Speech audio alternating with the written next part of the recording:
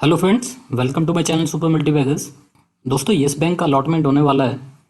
Allotment के पहले बहुत सारे क्वेश्चंस हैं लोगों के दिमाग में। सबसे पहले तो ये कि अलॉटमेंट किस प्राइस पे होगा, 12 रुपये पे होगा या 13 रुपये पे। प्राइस बैंड आप सब लोगों को पता है, 12 रुपये से लेकर 13 रुपये का प्राइस बैंड था और इसी के बीच में कहीं ना कहीं इस स्टॉक की अलॉटमेंट होनी है।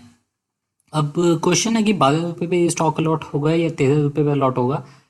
इसके बारे में हम लोग जानने की कोशिश करेंगे। मैं आपको पूरा डेटा दिखाऊंगा किस तरीके से यहाँ पे सब्सक्रिप्शन रहा है। उसको देख के आपको खुद समझ में आ जाएगा कि ये जो स्टॉक है किस प्राइस के ऊपर अलॉट होने वाला है। साथ ही हम थोड़ा ये भी जानने की कोशिश करेंगे कि स्टॉक में जो गिरावट आई है ये गिरावट कितनी चलेगी।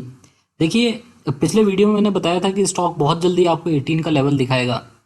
18 का लेवल ऑलरेडी पिछले 2-3 दिन से लगातार ये जो स्टॉक है रोज रोज के रोज हिट कर रहा है। अब ऐसी सिचुएशन में ये जो स्टॉक है और कितना नीचे जा सकता है, क्या और नीचे जा सकता है, यहाँ से ये स्टॉक को थोड़ा सा सपोर्ट मिलेगा, वो भी हम जानने की यहाँ पे कोशिश करेंगे इस वीडियो के अंदर। इससे पहले मैं स्टार्ट करूँ, आप लोगों से रिक्वेस्ट है कि अगर आप फर्स्ट टाइम मेरा कोई वीडियो वॉच कर रहे हैं या फर्स्ट टाइम मेरे चैनल के ऊपर आए हैं तो मेरे चैनल को सब्सक्राइब जरूर कर लीजिएगा। फ्यूचर में इसी तरह की इन्फॉर्मेटिव वीडियोस आपको टाइम टू टाइम मिलती रहेंगी। इससे पहले मैं इस स्टॉक का जो प्राइस है वो अलॉटमेंट प्राइस उसको असेस करने की कोशिश करें। एक बार आज की डेट में जो करंट प्राइस है इस स्टॉक का वो देख लेते हैं, किस प्राइस पे ये जो स्टॉक है ये आज की डेट में चल रहा है। देखिए, आज की डेट में इस स्टॉक का जो प्राइस है 19.3 के आसपास ये स्टॉक आज ट्रेड हो रहा है। आज इस स्टॉक में एक अच्छी रिकवरी देखने के लिए मिली है। 18.8 के लेवल से स्टॉक में वापस से थोड़ी सी रिकवरी आई है। 19.3 के आसपास ये स्टॉक बंद हुआ है। यहाँ पे देख सकते हैं जैसे ही न्यूज़ आई है उसके बाद से स्टॉक काफ़ी टूट चुका है, करीब 40% डाउन है न्यूज़ आने के बाद ये जो स्टॉक है।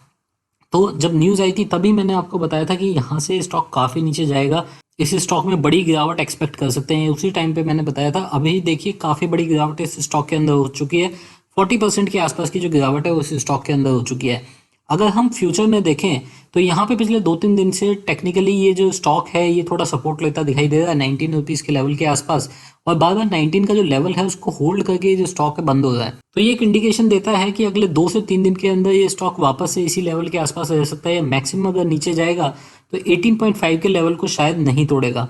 अगर 18.5 का लेवल टूटता है तो देखिए स्टॉक 16 रुपीज़ के आसपास ही तक नीचे गिर सकता है, 16 रुपये के आसपास जा सकता है। अब बहुत सारे लोग पूछ रहे थे कि ये जो स्टॉक है 12 रुपये पे पहुंच जाएगा या 10 रुपये पे पहुंच जाएगा।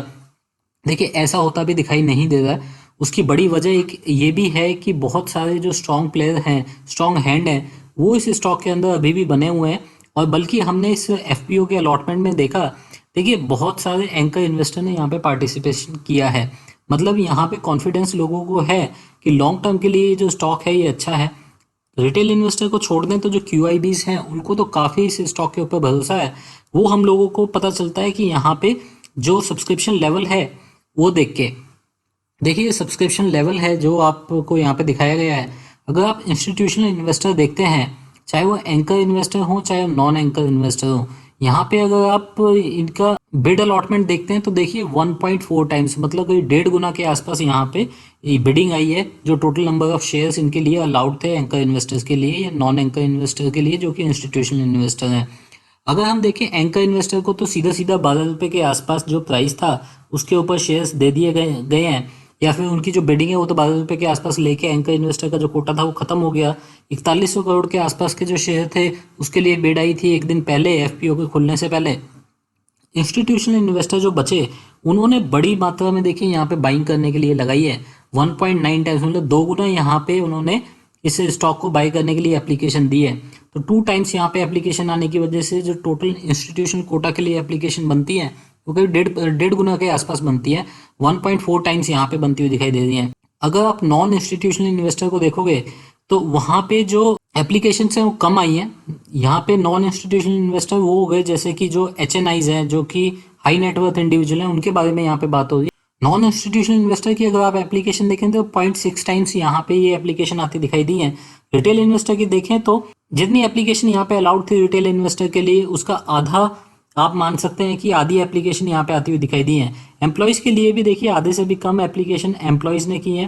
तो एम्प्लॉयज़ को शायद बहुत ज़्यादा कॉन्फिडेंस इस स्टॉक के ऊपर नहीं है, जो एक नेगेटिव माना जा सकता है। लेकिन अगर आप इंस्टीट्यूशनल इन्वेस्टर को देखते हैं तो वो इस स्टॉक के ऊपर अभी भी बुलिश देखे जा रहे हैं। अब देखिए, ये जितनी एप्लीकेशन आई है ये ज़्यादातर एप्लीकेशन आई है, जैसे इंस्टीट्यूशनल इन्वेस्टर की जो एप्लीकेशन है 12 रुपीज़ के आसपास आई थी।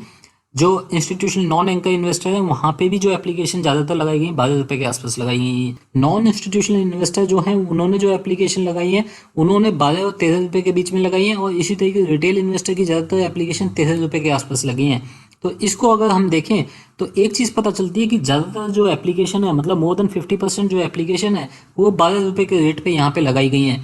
तो इसलिए जो अलॉटमेंट प्राइस है उसके ज़्यादा चांसेस हैं कि वो 12 रुपये के आसपास ये जो शेयर अलॉट होगा। देखिए यहाँ पे 100% सब्सक्रिप्शन नहीं आया है। अगर आप सब्सक्रिप्शन देखते हैं तो देखिए ये जो 100% सब्सक्रिप्शन से थोड़ा सा कम यहाँ पे आया है, मतलब 95% सब्सक्रिप्शन यहाँ पे आता दिखाई दिया है। तो इसका एक सीधा मतलब बनता है कि जो लोअर एंड है इस प्राइस बैंड का, उसके ऊपर ये जो स्टॉक है ये अलॉट होता आपको दिखाई दे सकता है। और ये जो प्राइस है ये बनता है 12 रुपये का। 12 रुपये के आसपास यहाँ पे इस स्टॉक के अलॉटमेंट होने के चांसेस हैं। अब इस एफपीओ के बारे में कुछ इंपॉर्टेंट डेट्स जान लेते हैं कि जो शेयर्स हैं ये आपके अकाउंट में कब आएंगे और कब आपको ये अलॉटमेंट होगी। देखिए जो इशू ओपन हुआ था 15 जुलाई को हुआ था, क्लोज हो गया था 17 जुलाई को। जो finalisation of basis of allotment वो 22 जुलाई को होगा, मतलब 23 जुलाई को आपको अलॉटमेंट होती दिखाई देगी। 23 जुलाई को अलॉटमेंट होती दिखाई देगी और 23 से 24 जुलाई के आसपास आपको अगर रिफंड आपका बनता है तो रिफंड आता दिखाई देगा। आपके अकाउंट में जो शेयर्स क्रेडिट होंगे 24 जुलाई, मतलब 27 जुलाई आप मानिए, 27 जुलाई के आसपास यहाँ पे जो आपके शेयर्स हैं वो आपके अकाउंट में क्रेडिट होते दिखाई देंगे। 27 या 28 जुलाई में से किसी एक डेट में ये जो शेयर्स हैं ये लिस्ट हो जाएंगे। प्रॉस्पेक्टस है उसमें बताया गया 28 जुलाई, लेकिन यहाँ पे माना जा रहा है 27 जुलाई को ये जो शेयर्स हैं ये लिस्ट होते दिखाई दे सकते हैं। तो इसलिए मैं आपको दो डेट बता रहा हूँ, 27 और 28 जुलाई को ये जो शेयर्स हैं ये यहाँ पे लिस्ट होते दिखाई दे सकते हैं। देखिए अगर आप इसके बारे में थोड़ा सा डिटेल में जानेंगे, ये जो एफपीओ था 15,000 करोड़ का एफपीओ था। फ्रेश इक्विटी यहाँ पे इशू हुई थी, मतलब यहाँ पे फिर से लिस्टिंग होगी और जो शेयर्स हैं वो किसी का स्टेक सेल नहीं है बल्कि एक फ्रेश इक्विटी यहाँ पे लेके आए थे। एंकर इन्वेस्टर की जो लिमिट लगाई गई थी 1760 करोड़ मैक्सिमम लगाई गई थी, जिसमें एसबीआई ने पार्टिसिपेट किया और बहुत सारे एंकर इन्वेस्टर ने पार्टिसिपेट किया। यहाँ पे आप देख सकते हैं लिस्ट दी हुई है। बेटर इंडिया होल्डिंग्स अगर आप देखेंगे यूएस की कंपनी है। अमानसा कैपिटल ये एक सिंगापुर की कंपनी है और जुपिटर फंड ये यूके की कंपनी है। ये बाहर की कंपनीज हैं 3 जिन्होंने यहाँ पे इस कंपनी के अंदर इन्वेस्ट किया है। इसके अलावा अगर इंडियन कंपनीज भी देखें, Lara Capital, RBL bank, Leyland finance जो कि हिंदुजा ग्रुप की है, HDFC life insurance company, ICIC Lombard insurance, Bajaj Allianz insurance company, Reliance general insurance company, Edelweiss. देखिए जो इंश्योरेंस कंपनी होती हैं उनका एक फंडा होता है इन्वेस्टमेंट करते हुए, जब भी वो इन्वेस्ट करते हैं तो काफ़ी लंबे टाइम के लिए इन्वेस्ट करते हैं।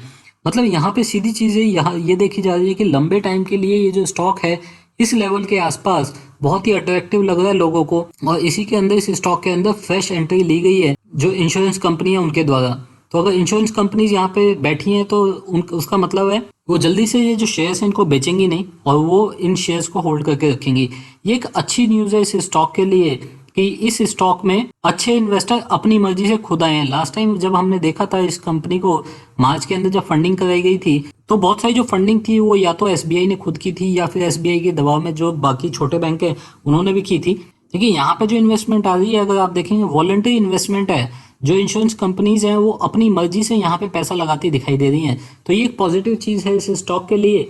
और लॉन्ग टर्म के लिए जो स्टॉक है ये फिर भी एक काफ़ी अच्छा ऑप्शन बन सकता है। अब एक चीज़ बनती है कि इस कंपनी की लिस्टिंग किस प्राइस पे होगी और लिस्टिंग के बाद क्या होगा, ये मैं आपको अगले वीडियो में बताऊंगा, जो कि वीडियो आएगा कल। उस वीडियो में इस कंपनी का जो लिस्टिंग प्राइस है उसको जानने की कोशिश की जाएगी और साथ ही अगले 5 से 6 महीने के अंदर इस स्टॉक के साथ क्या होगा उसको भी समझने की कोशिश करेंगे। तो तब तक जुड़े रहिए इस चैनल के साथ। कल मिलेंगे एक और वीडियो में इसी टॉपिक के ऊपर, जिसमें हम लोग जानने की कोशिश करेंगे कि listing price Yes Bank FPO का क्या हो सकता है।